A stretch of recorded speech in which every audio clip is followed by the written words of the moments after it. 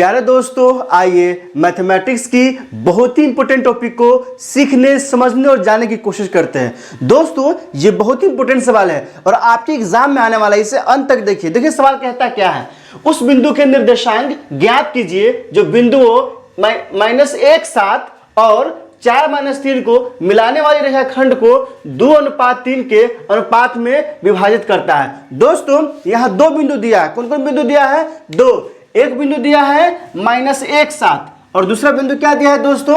4 - 3।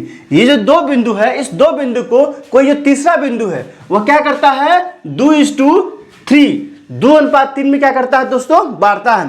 तो हमें क्या करना है? उस बिंदु का निर्देशांक निकालना है, नियामक निकालना है। तो आइए उस बिंदु का निर्देशांक हम लोग ज्ञात करते हैं। देखिए यहां कहता क्या है दोस्तों, ए हो गया -1 7, बी हो गया 4 - 3 और किस अनुपात में बांटता है? 2:3। इसलिए अनुपात को हम लोग बट्टा में लिखते हैं। तो क्या हो गया दोस्तों यहाँ पे? M1:M2, M1/M2 बराबर 2/3। आइए x1 x2 y1 y2 M1 M2 का मान पहले लिख लेते हैं। तो दोस्तों x1 का मान कितना होगा? तो a का x नियामक -1। y2 का मान कितना होगा दोस्तों? तो a का y नियामक 7 है तो 7 हो जाएगा। x2 कितना होगा दोस्तों? b का x नियामक 4 है तो 4 हो गया दोस्तों। y2 क्या हो जाएगा दोस्तों? b का y नियामक -3 है तो दोस्तों -3 हो जाएगा। और m1 कितना होगा? तो M1/M2 तो 2:3 है, इसलिए M1 का क्या हो? 2 हो जाएगा। M2 का कितना हो जाएगा? 3 हो जाएगा। सबसे पहले आप सवाल पढ़ के सारा को लिख लीजिए अच्छे से, ताकि फॉर्मूला में डालने में कोई दिक्कत, कोई परेशानी नहीं हो।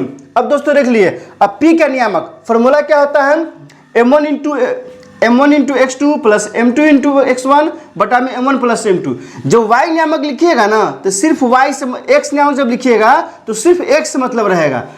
M1 × y2 + M2 × y1 बटा में M1 + M2। और जब y नियामक लिखिएगा तो सिर्फ y से मतलब रहेगा। मिक्सर मत कीजिएगा, x सिर्फ x नियामक से मतलब रहेगा और जब y लिखेंगे तो सिर्फ y नियामक से मतलब रहेगा।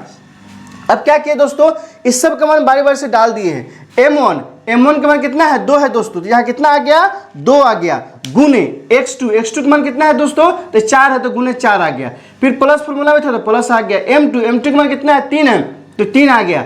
फिर x1 कितना है? -1 है तो -1 आ गया। ब्रैकेट लगा दी दोस्तों।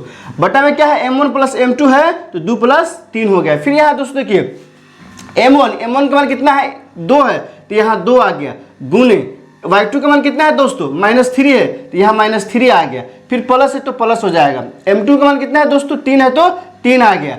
गुने y1 का मान कितना है? तो y1 का मान कितना है? 7 है तो 7 आ जाएगा। अब देखिए दोस्तों, इसको आगे बढ़ाएंगे तो 4 दूनी कितना हो जाएगा? 8 हो जाएगा। प्लस माइनस क्या हो जाएगा दोस्तों? माइनस हो जाएगा। 3 एकम कितना हो जाएगा? 3 हो जाएगा। 3 2 कितना हो जाएगा दोस्तों? 5 हो गया। यहाँ क्या हो जाएगा? माइनस है प्लस है तो प्लस माइनस क्या होगा दोस्तों? माइनस आ जाएगा। 3 दूनी कितना हो जाएगा? 6 हो जाएगा। और 7 3 कितना हो जाएगा? 21 आ जाएगा। 3 2 कितना हो जाएगा? 5 आ जाएगा। दोस्तों आप याद रखिए, क्या रखिएगा कि जब भी हम गुना करते हैं तो चिन्ह का गुना चिन्ह के साथ होता है और अंक का गुना अंक के साथ होगा और चर का गुना चर के साथ होगा। 3 ही प्रकार का गुना करने का आपको मौका मिलेगा। चिन्ह का गुना चिन्ह के साथ, अंक का गुना अंक के साथ, चर का गुना चर के साथ। तो आप कभी भी गलत नहीं हो पाइएगा, गलती नहीं कर पाइएगा। अब दोस्तों आगे बढ़ाएंगे तो 8 में से 3 गया तो 5 आ गया। अब बटा में 5 है तो बटा में 5 हो गया। दोस्तों 21 में से क्या होगा? -6 घट जाएगा तो 15 हो जाएगा। बटा में 5 है तो 5 हो जाएगा। दोस्तों यह 5 से 5 एक बार में कटेगा और यह 5 से 15 3 बार में कटेगा। तो कितना आ गया दोस्तों? x नियामक आ गया है 1 और y नियामक कितना आया है? 3। अर्थात यह जो 1 3 है, अतः P का निर्देशांक क्या हो गया? 1 3। यह जो 1 3 है यह क्या करता है? इस रेखा को 2:3 में बांटता है। तो दोस्तों आपने देख लिया। वीडियो अच्छी लगी हो तो लाइक कीजिए, मेरे चैनल को सब्सक्राइब कीजिए और ज़्यादा से ज़्यादा शेयर कीजिए। बहुत बहुत शुक्रिया।